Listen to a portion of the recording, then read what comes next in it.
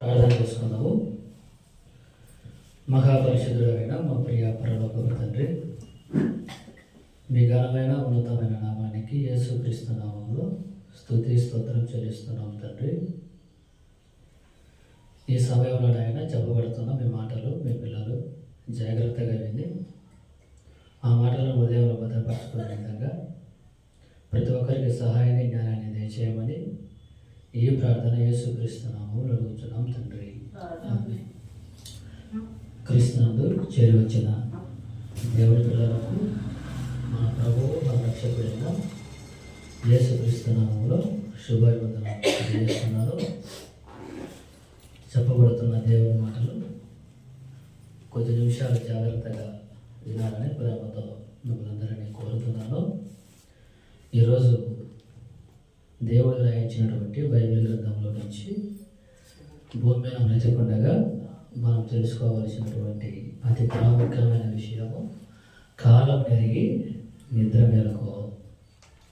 కాలం నెరిగి నిద్ర మేలుకో అనేటువంటి మంచి సందేశాన్ని వినబోతున్నారు కనుక ప్రతి ఒక్కరూ జాగ్రత్తగా వినాలని ప్రేమతో మిమ్మల్ని అందరినీ కోరుతున్నాను.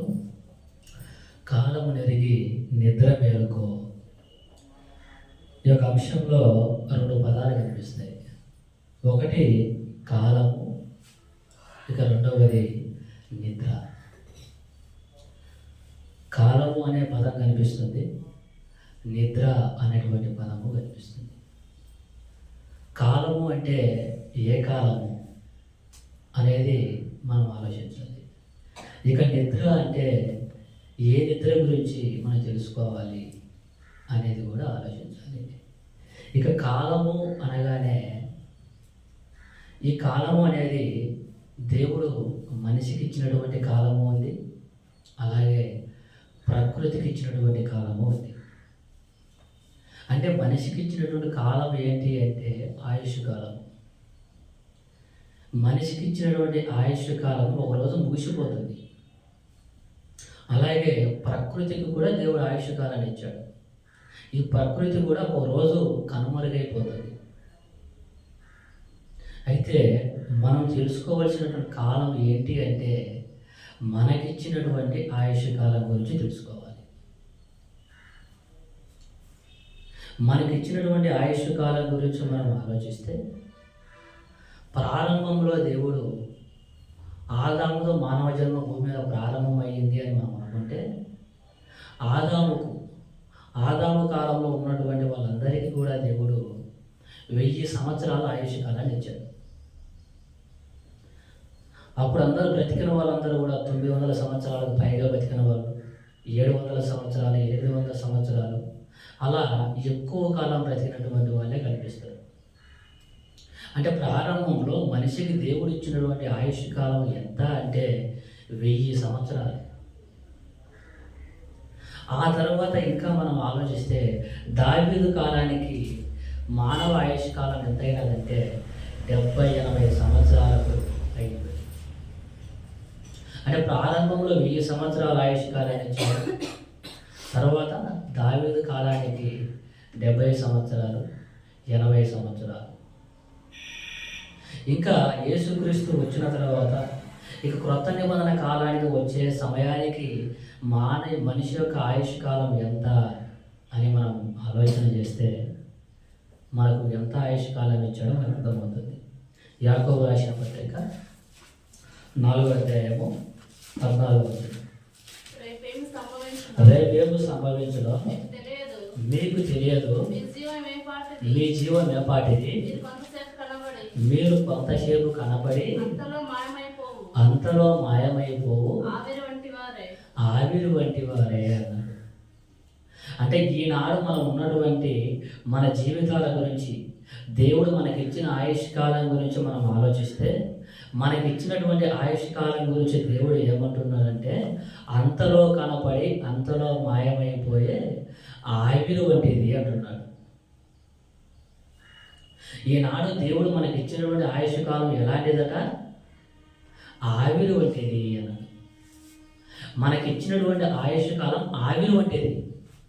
అంటే ఆవిరి ఎంతసేపు కనబడుతుంది? వంట చేసే వాళ్ళందరికీ బాగా తెలుసు. ఆ వంట చేసేటువంటి పాత్ర పై నుంచి మూత తీశారనుకో, ఆవిరి అలా పైకి వస్తుంది. ఎంతసేపు కనపడుతుంది? కొన్ని సెకన్లు మాత్రమే. తర్వాత ఆవిరి కనిపించకుండా వెళ్ళిపోతుంది. అవునా? ఏ విధంగా అయితే ఆవిరి కొద్దిసేపు కనిపించి మరలా కనిపించకుండా మాయమైపోతుందో, అలాంటిది దేవుడు మనకిచ్చినటువంటి ఆయుష్ కాలము. అంటే మనకిచ్చినటువంటి ఆయుష్ కాలం గురించి మనం ఆలోచిస్తే నీటి ఆవిరి వంటిది. అంటే ఎప్పుడు ఈ లోకాన్ని విడిచిపెడతామో మనకే తెలియదు. ఈ నిమిషము, ఈ గంటలో ఉన్నటువంటి మనిషి మరలా ఒక గంటకు ఉంటాడో లేదో కూడా చెప్పలేని పరిస్థితి. అంటే మనకిచ్చినటువంటి ఆయుష్ కాలం. అంటే ఈ నిమిషంలో ఉన్నటువంటి వ్యక్తి మరలా ఒక 10 నిమిషాలు కూడా బ్రతుకుతాడో లేదో. అంటే ఎప్పుడు ఈ గుండె ఆగిపోతుందో తెలియదు, ఎప్పుడు ఊపిరి ఆగిపోతుందో తెలియదు. అసలు మనిషి ఈ లోకాన్ని విడిచిపెట్టి ఎప్పుడు వెళ్ళిపోతాడో కూడా ఎవరికీ తెలియదు. మన గురించి మనకు తెలియదు, మన గురించి ఎదుటి వాళ్ళకు తెలియదు, మన గురించి మనం రోజు వెళ్ళేటువంటి డాక్టర్లు కూడా తెలియదు. ఆలోచించండి. అంటే దేవుడు మనకి ఇచ్చినటువంటి కాలము ఎప్పుడు ఈ లోకాన్ని విడిచిపెట్టి వెళ్ళిపోతామో మనకు తెలియదు. ఒకవేళ మనకు తెలిస్తే ఒక 10 సంవత్సరాలు మనం బ్రతుకుతాం అనుకుంటే, ఒక 5 సంవత్సరాలు దేవుడి కోసం బ్రతకకపోయినా, ఇక 5 సంవత్సరాలు ఉంది కదా, ఆ 5 సంవత్సరాల దేవుడి కోసం బ్రతకొచ్చులే, ఆ 5 సంవత్సరాల దేవుడి కోసం బ్రతికితే పరలోకాన్ని సంపాదించుకోవచ్చులే అనేటువంటి ఆలోచన ఉంటుంది. అసలు గ్యారెంటీ లేని జీవితమే. అసలు ఈ నిమిషం బ్రతికున్న మనము ఇక కొద్దిసేపటికి బ్రతికుంటామో లేదో మనకే తెలియదు. అంటే ఎప్పుడు ఈ లోకాన్ని విడిచిపెడతామో మనకే తెలియదు. కాబట్టి ఇప్పుడు చాలా జాగ్రత్తగా ఉండాలి. అంటే మనకి ఇచ్చినటువంటి ఆయుష్ కాలం ఎంత అనేది మనకు తెలియదు. 1 సంవత్సరం అనేది తెలియదు, 10 సంవత్సరాలు అనేది తెలియదు, అసలు ఒక రోజు అనేది కూడా మనకు తెలియదు. గ్యారెంటీగా మనం చెప్పలేము ఒక 10 రోజులు నేను బ్రతుకుతాను అనేటువంటి గ్యారెంటీ మనకు లేదు. బాగా ఆలోచించండి. ఎంత పెద్ద డాక్టర్ అయినా కానీ అతను తన గురించి తను చెప్పుకోలేడు. అంటే మనిషి జీవితానికి గ్యారెంటీ లేదు. అంటే మన కాలము ఎప్పుడు ఆగిపోతుందో, ఎప్పుడు ఈ లోకాన్ని విడిచిపెట్టి వెళ్ళిపోతామో మనకే తెలియదు. కాబట్టి ఇప్పుడు ప్రతి ఒక్కరు కూడా జాగ్రత్తగా ఉండాలి. చూడడం తర్వాత ఒక మాటను చూద్దాము, ఎందుకు జాగ్రత్తగా ఉండాలో. రోమిలకు రాసిన పత్రిక 13వ అధ్యాయం 11వ వచనం. రోమిలకు రాసిన పత్రిక 13వ అధ్యాయము 11వ వచనం. మరియు మీరు కాలము నెరిగి నిద్ర మేలుకొని వేళ అయినదని తెలుసుకొని, చాలమ్మ మీరు కాలము నెరిగి నిద్ర మేలుకొని వేళ అయినది అన్నాడు కదా. అంటే మీకు ఇచ్చినటువంటి ఆయుష్ కాలం మీకు తెలిసిందా? ఇప్పటి వరకు మీరు ఉన్నటువంటి మాటలన్నీ మీరు విన్నప్పుడు మీకు ఏం అర్థం కావాలి? మీ ఆయుష్ కాలం ఎంత అనేది మీకు అర్థమైపోయింది. అంటే కొద్ది ఆవిరి వంటిది నా ఆయుష్ కాలము అనేది మీకు అర్థమైపోయింది. అంటే ఇప్పుడు ఉన్నటువంటి నేను మరలా కొద్దిసేపటికి ఉంటానో ఉండనో అనేటువంటి ఆలోచన మీకు వచ్చేసింది. కాబట్టి ఇప్పుడు ఏం చేయాలగా? నీ కాలం నీకు తెలిసింది కాబట్టి నీవు నిద్ర మేలుకొని వేళ అయినది. ఎప్పుడు ఈ లోకాన్ని విడిచిపెడతావో నీకు తెలిసిపోయింది కాబట్టి ఇప్పుడు నువ్వు జాగ్రత్తగా ఏం చేయాలట? నిద్ర మేలుకోవాలి. నువ్వు నిద్ర మేలుకోవాలి. ఇప్పుడు అంటే ఇక్కడ నిద్ర అంటే రాత్రి కూడా నిద్రపోతారు కదా, ఆ నిద్ర గురించి రాయబడిన మాట కాదు. ఆ నిద్ర గురించి రాయబడిన మాట అయితే కాదు. ఇక నిద్ర అంటే మరణాన్ని కూడా నిద్ర అంటారు. మరణాన్ని కూడా నిద్ర అంటారు. ఇక బైబిల్ గ్రంథంలో ఈ లోకాన్ని విడిచిపెట్టి వెళ్ళిపోయిన వారి గురించి ఏం రాయబడిందంటే నిద్రించుచున్నారు అని రాయబడింది. నిద్రించుచున్న వారిని గురించి మీకు తెలియకుండా నాకు ఇష్టం లేదు అనేటువంటి మాట పౌలు గారు రాయడం జరిగింది. అంటే ఈ లోకాన్ని విడిచిపెట్టి వెళ్ళిపోయిన వాళ్ళందరూ ఏమంటారు? నిద్రించుచున్నారు అంటారు. అంటే మరణాన్ని నిద్రతో పోల్చాడు. ఇప్పుడు మరణము అనగానే ఈ లోకాన్ని విడిచిపెట్టి వెళ్ళిపోవడమే కాదు మరణం అంటే. మరణం అనగానే ఈ లోకాన్ని విడిచిపెట్టి వెళ్ళిపోవడమే కాదు. మరణం అనేటటువంటి దానికి బైబిల్ ఇంకొక అర్థాన్ని కూడా తెలియజేసింది. చూద్దాం మాటను. ఎఫెసీయులకు రాసిన పత్రిక 2వ అధ్యాయం మొదటి వచనం. 2వ అధ్యాయం మొదటి వచనం. మీ అపరాధముల చేతను పాపముల చేతను మీరు చచ్చిన వారై ఉండగా ఆయన మిమ్మల్ని క్రీస్తుతో కూడా బ్రతికించను. ఇక్కడ మరణం గురించి ఏం రాయబడిందంటే పాపముల చేతను అపరాధముల చేతను మీరు చచ్చిన వారై ఉండగా అని రాయబడింది. అంటే ఎవరైతే అపరాధాలు చేస్తున్నారో, ఎవరైతే పాపాలు చేస్తున్నారో వాళ్ళందరూ కూడా చనిపోయిన వారితో సమానం అంటున్నాడు. వాళ్ళందరూ కూడా మరణించిన వారు అంటున్నాడు. అంటే మరణం అనగానే ఈ లోకాన్ని విడిచిపెట్టి వెళ్ళిపోవడమే కాదు, ఎవరైతే దేవుడి సన్నిధికి రాకుండా, ఎవరైతే ఈ లోక సంబంధమైన పాపాలలో ఉంటారో, ఎవరైతే అపరాధ కార్యక్రమాలు చేస్తూ ఉంటారో వాళ్ళందరూ కూడా మరణించిన వారు. వాళ్ళందరూ కూడా మరణించిన వారితో సమానము అంటున్నాడు. ఈ మరణాన్ని కూడా నిద్ర అంటారు. ఈ మరణాన్ని కూడా నిద్ర అని బైబిల్ గ్రంథంలో రాయబడింది. ఇప్పుడు మనకి ఇచ్చినటువంటి ఆయుష్ కాలము ఆయులు వంటిది అయినప్పుడు మనందరము కూడా నిద్ర మేలుకోవాలి అన్నాడు. అంటే నిద్ర మేలుకోవాలి అంటే ఈ నిద్రను మరణంతో పోల్చినప్పుడు ఆ మరణము ఎలాంటి మరణం అంటే పాపములు చేసేవారందరూ కూడా, అపరాధములు చేసే వారందరూ కూడా మరణించిన వారు. అంటే ఈ లోకంలో పాపములు చేసే వారందరూ కూడా మరణించిన వారు. వాళ్ళందరూ కూడా మరణం అనేటువంటి నిద్రలో ఉన్నారు. వారికి ఇచ్చిన ఆయుష్ కాలం ఎంత? ఆవిరి వంటిది. అంటే ఎప్పుడు మరణిస్తామో తెలియదు.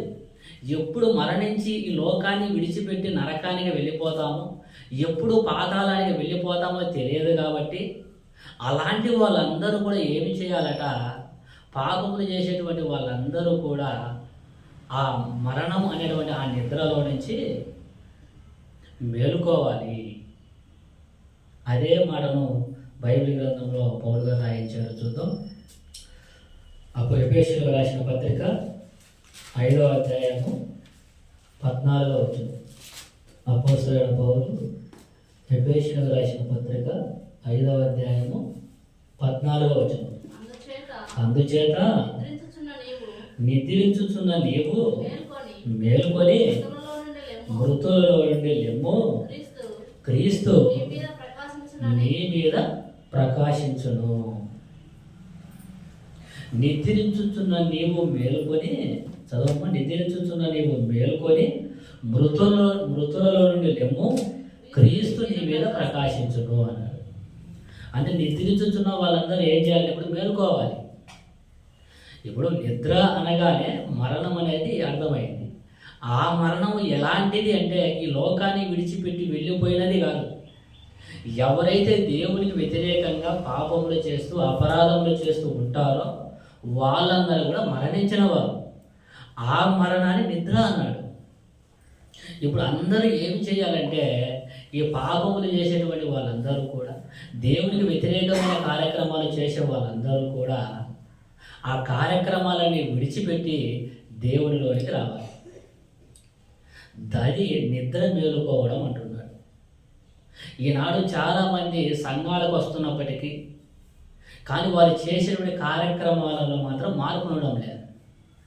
ఈనాడు ఎన్నో సంఘాలు ఉన్నప్పటికీ ఏదో సాంప్రదాయబద్ధంగా వెళుతున్నారు వస్తున్నారు కానీ అలాంటి వారిలో మార్పు మాత్రం కనిపించడం లేదు. అందుకే అలాంటి వారందరూ కూడా దేవునికి వ్యతిరేకంగా మీరు ఎలాగ జీవిస్తున్నారో అలాంటి మీరందరూ కూడా నిద్రించుతున్న మీరందరూ కూడా మేలుకోవాలి. అలా మేలుకొని దేవుని సన్నిధికి వస్తే క్రీస్తు నీ మీద ప్రకాశిస్తాడు. ఇది ఆలోచించాలి. కానీ ఈనాడు ఆలోచించడం లేదు. ఏదో వెళుతున్నారు, సంఘానికి వస్తూ ఉన్నారు. అసలు దేవుని సన్నిధికి వచ్చి దేవుడు చెప్పినటువంటి కార్యక్రమాల ప్రకారంగా బ్రతుకుతున్నారంటే అది చాలా తక్కువగా కనిపిస్తూ ఉంటుంది. కానీ ప్రతి ఒక్కరు కూడా ఆలోచించవలసిన విషయం ఏంటి అంటే, ఈ లోకాన్ని ఎప్పుడు విడిచిపెడతానో నాకే తెలియదు. ఇది ప్రతి ఒక్కరికి రావాల్సినటువంటి ప్రశ్న. ఒకవేళ ఈ క్షణంలో నేను ఈ లోకాన్ని విడిచిపెట్టి వెళ్ళిపోతే దేవుని సన్నిధికి నేను వెళతానా అనేటువంటి ప్రశ్న ప్రతి ఒక్కరికి రావాలి. ప్రతి ఒక్కరికి అలాంటి ప్రశ్న వచ్చినప్పుడు వాళ్ళకి అర్థమైపోతుంది. ఆలోచించండి. అంటే దేవుడు మనకి ఇచ్చిన ఆయుష్ కాలము ఆవిరి వంటిది అయినప్పుడు ఎప్పుడు ఈ లోకాన్ని విడిచిపెడతామో తెలియదు అని మనం అనుకున్నప్పుడు ఎంత జాగ్రత్తగా ఉండాలి. ఆలోచించండి.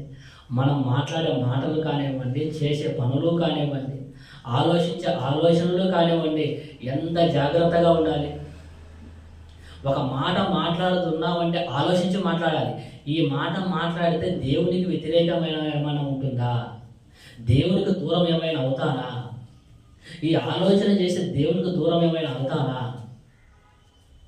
ఈ పని చేస్తే దేవునికి దూరం ఏమైనా అవుతానా? నేను పరలోకాన్ని పోగొట్టుకుంటానా అని ప్రతి నిత్యము కూడా ఆలోచిస్తూ మాట్లాడాలి, ఆలోచించాలి, పని చేయాలి.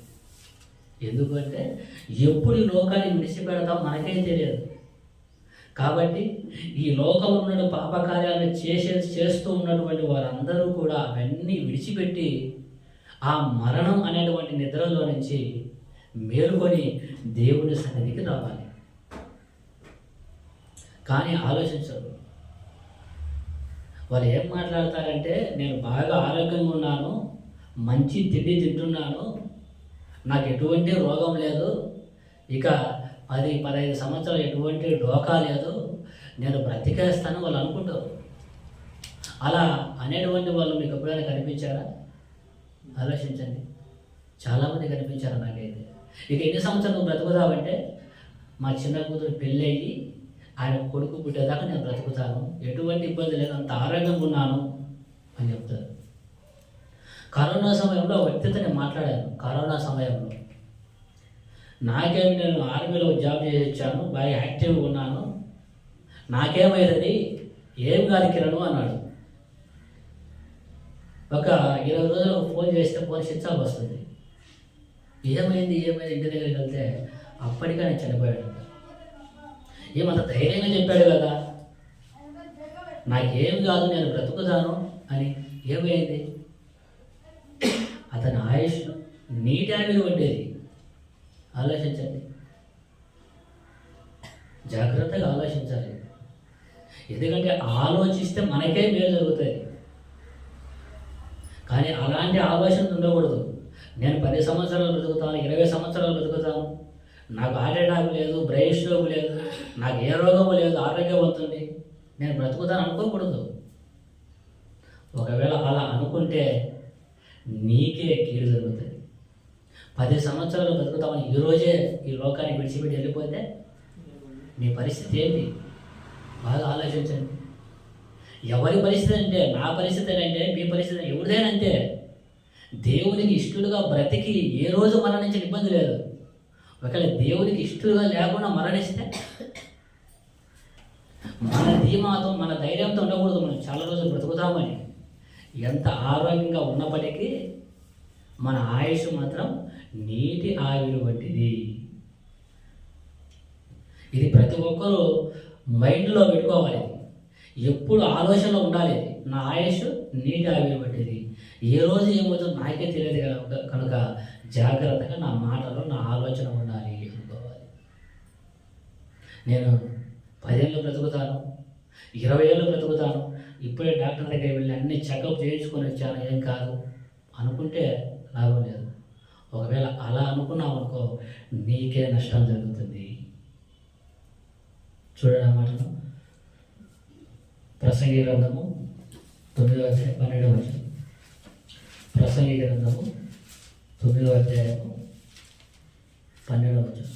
9, 12. తమ కాలము ఎప్పుడు వచ్చునో నరులు ఎరుగరు, చేపలు బాధాకరమైన వలయందు చిక్కుబడినట్లు. చాలమ్మా. ఇక మనుషులు ఏమనుకుంటారంటే, నేను ఇప్పుడే చనిపోను, ఇంకా చాలా రోజులు బ్రతుకుతాను అనుకుంటారు.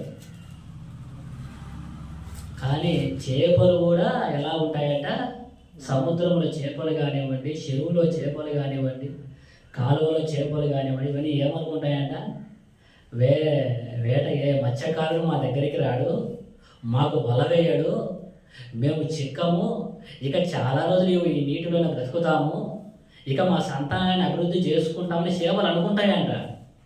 కానీ ఏమవుతుందంట, అనుకోకుండా మత్స్యకారుడు వేటగాడు వెళ్తాడు, వల వేస్తాడు, అనుకోకుండా ఆ వలలో చేపలు చిక్కుకుపోతాయి. చిక్కుకున్న చేపలు కటింగ్ చేసేస్తారు, చంపేస్తారు. ఆలోచించండి. ఒక చేపలను చూసినప్పుడు నీకు అర్థం కావాలి. సముద్రంలో చేపల గురించి ఆలోచిస్తే అవి అనుకుంటాయి, మాకు ఏమీ కాదు, ఈ సముద్రంలోనే మేము బ్రతుకుతాము, ఈ సముద్రంలో చనిపోతాము, మా సంతానం ఇక్కడ అభివృద్ధి చేసుకుంటాము చేపలు అనుకుంటాయి. కానీ ఒకరోజు అనుకోకుండా వలలో చిక్కుకుంటాయి. అలానే మనిషి కూడా అనుకుంటాడు, నా కూతురుకి పెళ్లి చేయాలని, ఇల్లు కట్టాలని, ఉద్యోగం నా కొడుకు చేర్పించాలని, ఇలా ఎంతో డబ్బు సంపాదించాలని, ఇలా ఎన్నో ఆశలు, ఎన్నో కోరికలు ఉంటాయి. కానీ అవన్నీ కూడా పనికిరావు. రాత్రి కూడా నువ్వు అనుకుంటావు, ఉదయానికి లేస్తావో లేయవో ఎవరికి తెలుసు? ఆలోచించండి. అందుకే మనిషి చాలా జాగ్రత్తగా ఉండాలి. రాత్రి పడుకున్న మనిషి ఉదయానికి లేస్తాడో లేదో తెలియని పరిస్థితి. ఒక అబ్బాయి రాత్రి కూడా పడుకున్నాడు, ఉదయాన్నే లేపి చూస్తే లేడు. ముసలివాడ కాదు, యుక్త వయసులో ఉన్నటువంటి వ్యక్తి. ఏమైంది? ఆలోచించండి. రాత్రి పడుకున్నాడు, 12 గంటల వరకు మేలుకున్నాడు, అందరితో కలిసి తిరిగాడు, మాట్లాడాడు. 4-5 గంటలకు ఈ లోకాన్ని విడిచిపెట్టి వెళ్ళిపోయాడు.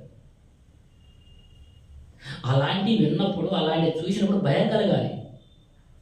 ఆ సంఘటన చూసినప్పుడు నాకు చాలా భయం వేసింది. ఎందుకు?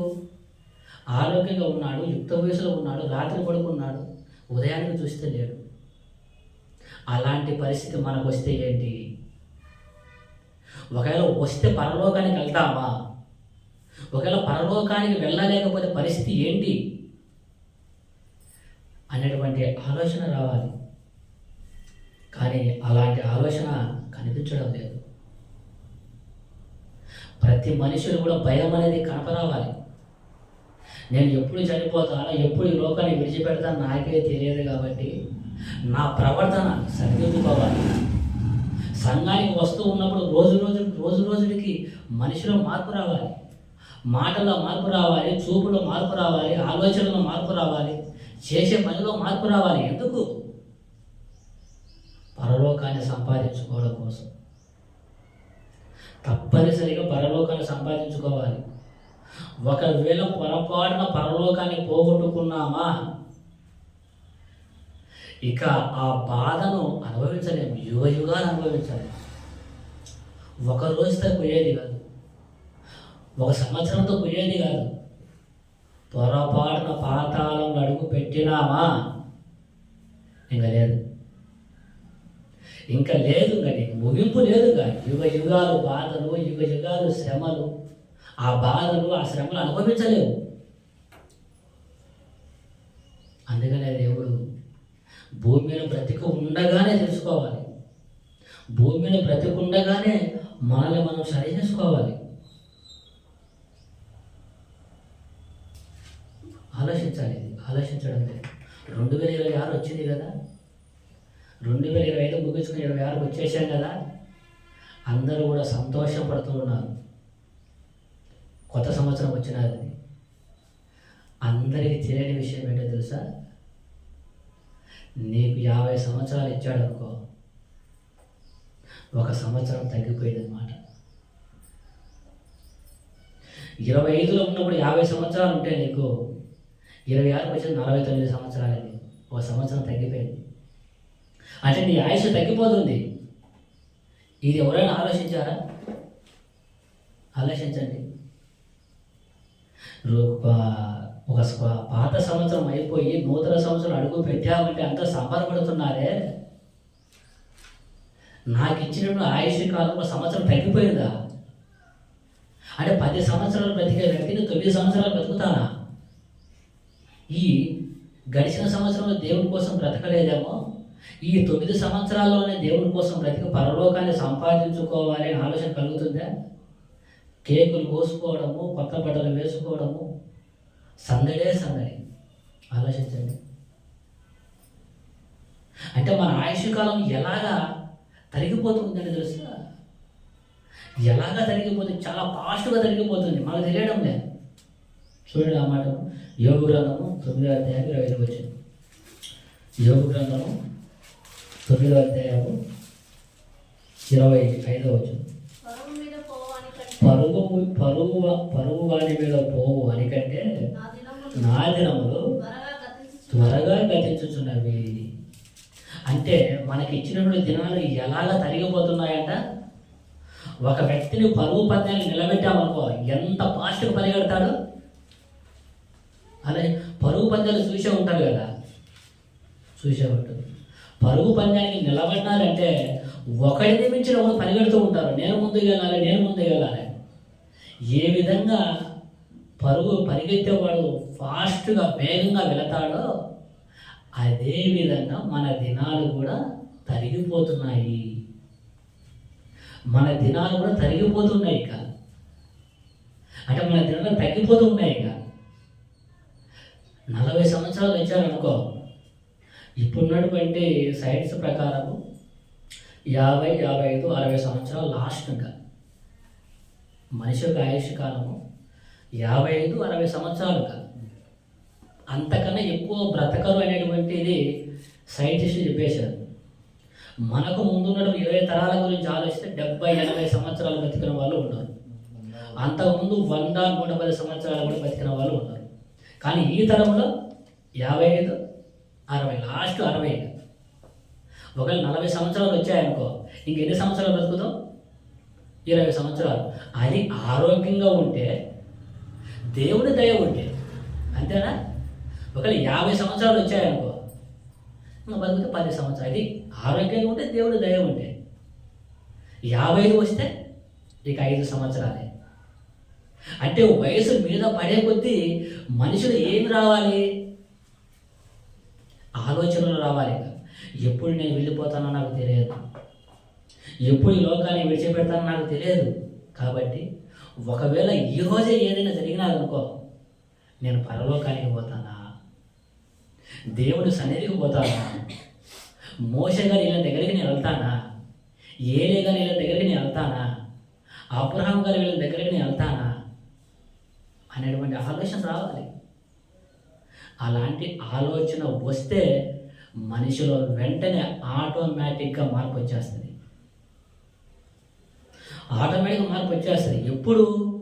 ఎప్పుడైతే ఆలోచన కలుగుతాదో, ఎప్పుడైతే దేవుని భయం కలుగుతాదో అనుకోకుండా మార్పు వచ్చేస్తుంది. ఆలోచించండి.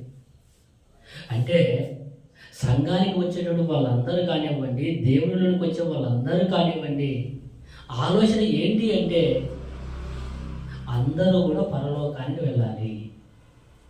ఏ ఒక్కరు కూడా పరలోకానికి పోగొట్టుకోవడానికి వీల్లేదు. ఎట్టి పరిస్థితులు కూడా పాతాళానికి వెళ్ళడానికి వీల్లేదు.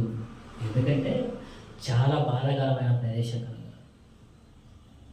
అక్కడికి వెళితే రావడానికి కూడా వీల్లేదు. అక్కడికి వెళ్ళామా బాధలు అనుభవించాల్సిందే, శ్రమలు అనుభవించాల్సిందే. ఆలోచించండి. ఒక వ్యక్తి కాల్చుకున్న వ్యక్తి గురించి మనం ఆలోచిస్తే, కాల్చుకున్న వ్యక్తి ఎంత బాధను అనుభవిస్తాడో అది అతనికే తెలుసు. అది అతనికే తెలుసు ఆ బాధ. ఏసీలో పెట్టిన చల్లటి వాతావరణంలో పెట్టినా మంట, అంత బాధ ఉంటుంది. మనల్ని కూడా ఎండాకాలము 12 గంటలప్పుడు ఎండలో నిలబడ్డామనుకో, ఒక 10 నిమిషాలు ఎలా ఉంటుంది, ఎంత వేడి. ఆ వేడి మనం తట్టుకోగలమా? తట్టుకోలేము కదా. లేదండి, వంట చేస్తారు కదా కట్టెల పొయ్యి మీద, మంట మండుతూ ఉంది అనుకో, ఆ మంట సందులో చేయి పెట్టండి, ఎంతసేపు చేయి పెట్టగలరు? ఒక గంట చేయి పెట్టగలరా? ఆలోచించండి బాగా. లేదు, ఒక నిమిషం పెట్టేసరికి చేతంట బొబ్బలు వచ్చేస్తాయి. ఒక నిమిషమే ఆ మంటలోని చెయ్యి ఉండలేదే, ఒక నిమిషమే ఉండలేదే, యుగ యుగాలు పాతాళంలో ఎలాంటి ఉండగలవు? బాగా ఆలోచించండి. ఒక నిమిషమే ఆ యొక్క పొయ్యిలో ఉండలేవే, నీ చెయ్యి పాతాళం యుగ యుగాలు ఉండగలవా? ఇప్పుడు ఒక ఆలోచన వస్తుంది, ఇక్కడ చెయ్యి ఉంది కదా, అక్కడ శరీరం లేదు కదా, ఇక్కడ శరీరం ఉంది కదా అని. చెయ్యి కాలితే అబ్బా అనేది ఎవరు? శరీరంలో ఉన్నటువంటి ఆత్మ. అవునా? ఈ శరీరానికి ఏదైనా జరిగిన, ఒక గాయం జరిగినా, ఒక దెబ్బ తగిలినా, ఏదైనా కానీ దానికి ప్రతిస్పందించేది ఎవరు అంటే ఈ శరీరం కాదు, ఆత్మ. ఈ ఆత్మని పాతాళానికి వెళ్ళిందనుకో, అక్కడ అల్లాడిపోవాలి. ఆ బాధ వర్ణించడానికి లేదుగా. అనుభవించి వచ్చి చెప్పిన వాళ్ళు కూడా లేరు. ఒక అనుభవించి వచ్చి చెప్పారనుకో, అందరూ జాగ్రత్త పడతాడు. ఆలోచించండి. అంటే మనకిచ్చినటువంటి ఆయుష్ కాలం చాలా చిన్నది కాబట్టి, ఆయుర్వంటిది కాబట్టి, ఎప్పుడు ఈ లోకాన్ని విడిచిపెట్టి వెళ్ళిపోతామో తెలియదు కాబట్టి, భూమి మీద బ్రతికి ఉండగానే అందరూ కూడా నిద్రలో నుంచి మేలుకోవాలి. అందరు నిద్రలో నుంచి మేలుకొని జాగ్రత్త పడాలి. ఎవరిని వాళ్ళు సరి చేసుకోవాలి. ఇక్కడ ఎంతమంది మనం ఉన్నాము, మనందరం కూడా పరలోకానికి వెళతాము అనేటువంటి గ్యారెంటీ ఉందా? ఎవరి గురించి వాళ్ళు ఆలోచించుకుంటే. ఆలోచించండి. ఒకవేళ పరలోకానికి వెళ్ళలేకపోతే పరిస్థితి ఏంటి? ఇక్కడ ఏదైనా దెబ్బ తెలియదు, అమ్మ అంటే అమ్మ వస్తుంది, అక్కడ ఎవరు రావాలి? అక్కడ ఎవరి బాధ వాళ్ళదే. బాగా ఆలోచించండి. అందుకే జాగ్రత్త పడి ఏం చేయాలని తెలుసా? భూమి మీద ఉన్నప్పుడే, ఈ లోకాన్ని విడిచిపెట్టి వెళ్ళకముందే జాగ్రత్తగా మన మాటలు, మన ఆలోచన, మన పనులు సరిచేసుకుంటూ వెళ్ళిపోతుండాలి. ఈరోజు ఉదయం లేవగానే ఒక ప్రణాళిక వేసుకోవాలి. ఓహో, ఇలాంటి కార్యక్రమాలు చేయకూడదు అనుకోవాలంటే, మరలా రేపు తెల్లారి ఇదే కార్యక్రమాలు ఇలా చేయాలని అనుకోవాలి.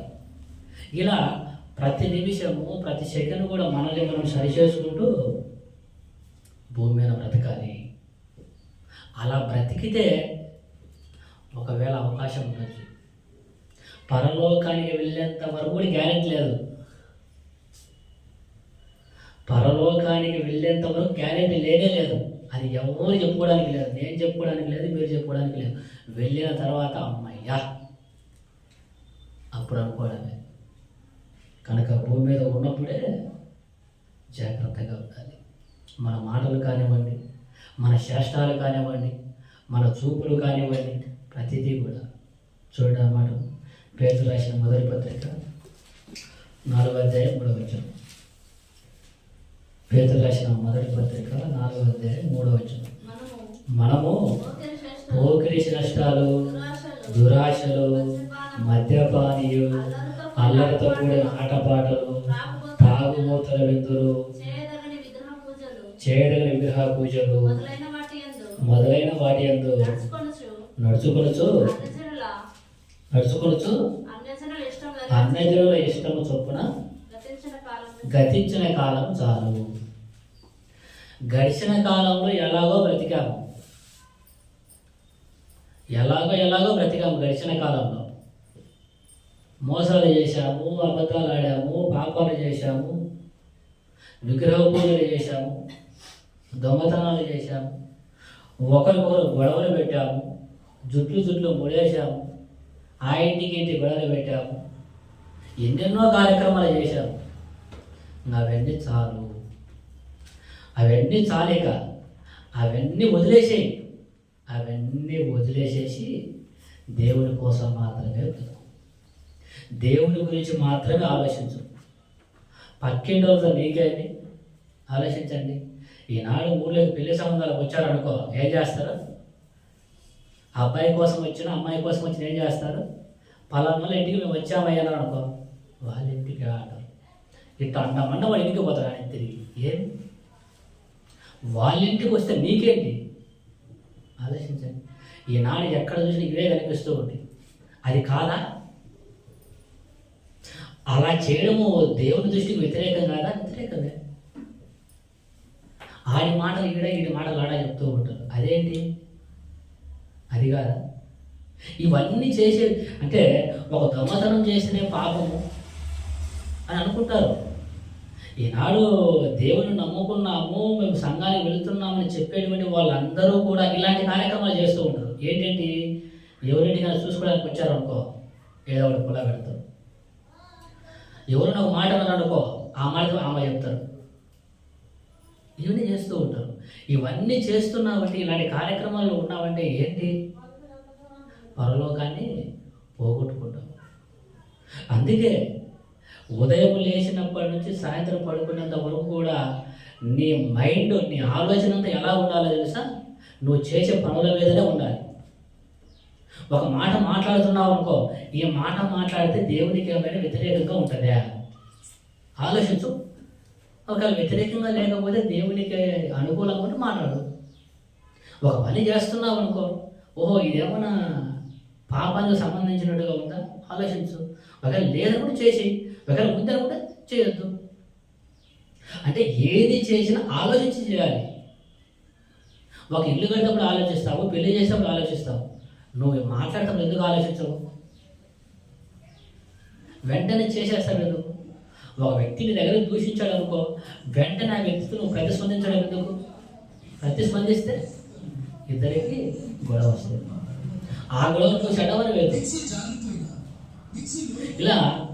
ఇలాంటి విషయాలన్నీ కూడా, అందుకే ప్రతి విషయాన్ని కూడా ఆలోచించాలి. ఆలోచించిన తర్వాత నిర్ణయం తీసుకోవాలి. అందుకే భూమి మీద బ్రతుకున్నప్పుడు చాలా జాగ్రత్తగా మన గురించి మనం ఆలోచించాలి. ఎందుకు తెలుసా? భూమి మీద బ్రతికున్నప్పుడు బ్రతికిన బ్రతుకును బట్టే పరలోకం ఉంటుంది. భూమి మీద 30 సంవత్సరాలు ఇచ్చారనుకో, 30 సంవత్సరాలను ఎలా బ్రతుకుతావో ఆ బ్రతుకును బట్టే నీకు పరలోకం ఉంటుంది.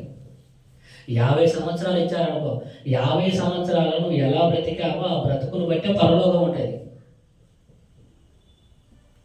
మనం పనికి వెళ్ళామనుకో, ఉదయం పనికి వెళ్ళి సాయంత్రం వచ్చామనుకో, మనకేమి ఇస్తారు? కూలి ఇస్తారు కదా, డబ్బులు ఇస్తారు కదా. అంటే నువ్వు పనికి వెళ్తే నీకేమొస్తుంది? డబ్బులు వస్తాయి. పనికి వెళ్ళకపోతే డబ్బులు, అంతే కదా.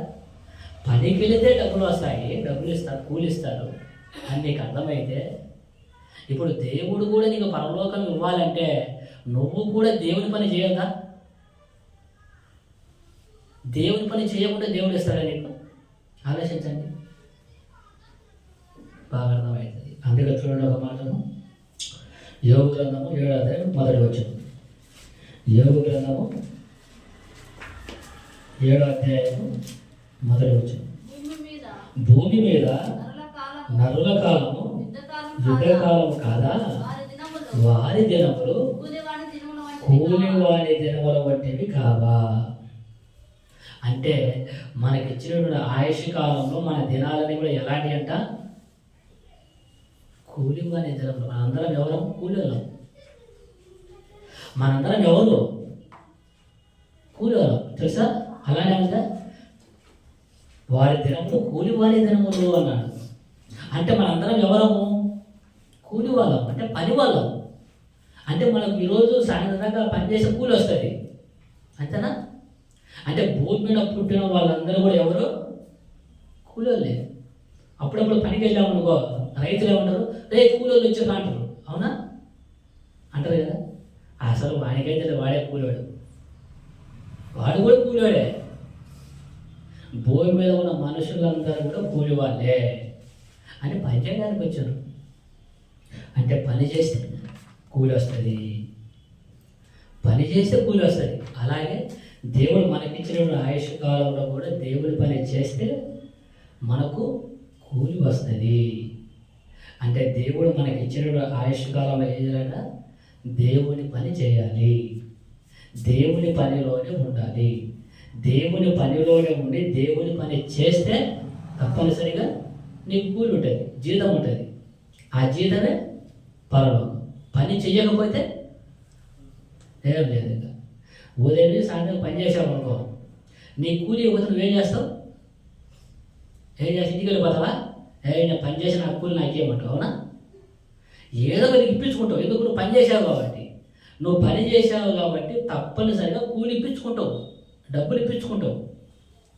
పని చేయకపోతే ఏమని అడుగుతావు?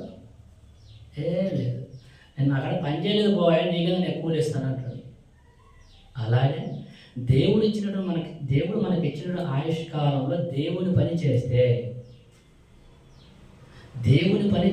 దేవుని పనిలో ఉంటే తప్పనిసరిగా దేవుడు మనకు జీతాన్ని ఇస్తాడు. చూడండి, మనం ముగించుకుందాం.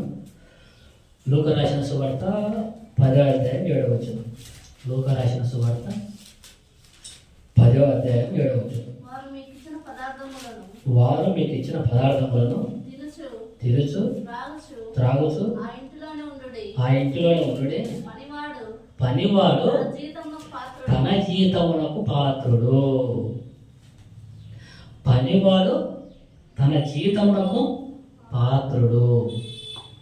అంటే పని చేసిన వారికి జీతం ఇవ్వడం అనేది అది దానం కాదు.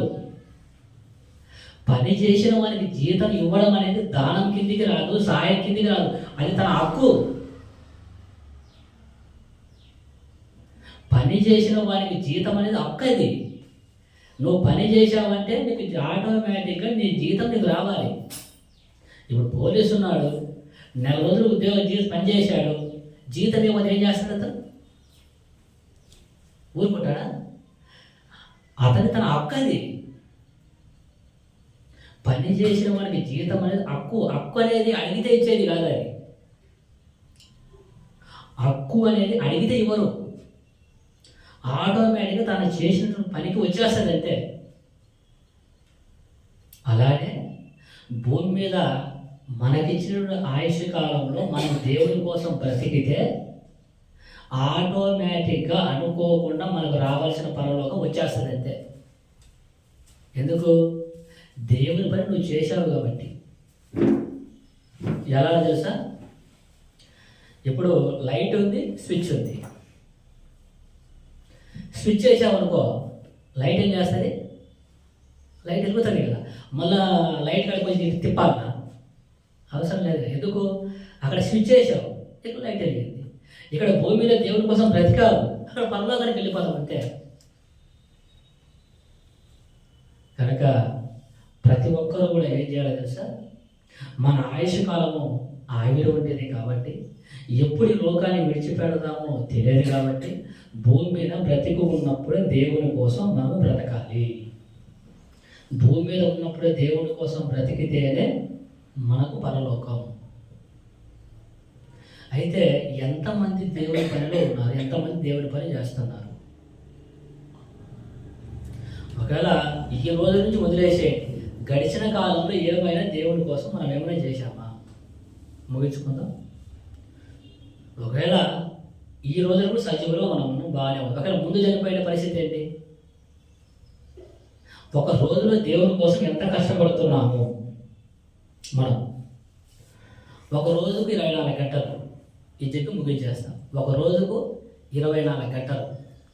24 గంటలలో నిద్ర ఎన్ని గంటలు పోతారు? ఎన్ని గంటలు పోతారమ్మా? 8 గంటలు ఖచ్చితంగా పోవాల్సిందే. సైన్స్ ప్రకారం 7-8 గంటలు నిద్ర పోవాలి. 24 గంటలు 8 గంటలు నిద్రపోయింది. ఇంకా తినడానికి వండుకోవడానికి తోపుకోనికి ఇవన్నీ ఉంటుంది కదా, వాటికి ఎన్ని గంటలు పోతుంది? ఒక 3 పూటలు 3 గంటలు వేసుకోండి. ఆడికి ఎన్ని గంటలు? 8, 3, 11 గంటలు. ఇప్పుడు ఇల్లు తుడిసేది, ఊడిసేది, కడిగేది ఉంటే అదే ఉంది కదా, దానికంతా 1 గంట పోతుంది, దానికి 1 గంట పోతుంది, దానికి 1 గంట పోతుంది.